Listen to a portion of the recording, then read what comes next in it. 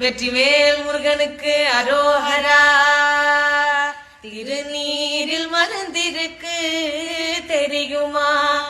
திருநீரில் மருந்திருக்கு தெரியுமா?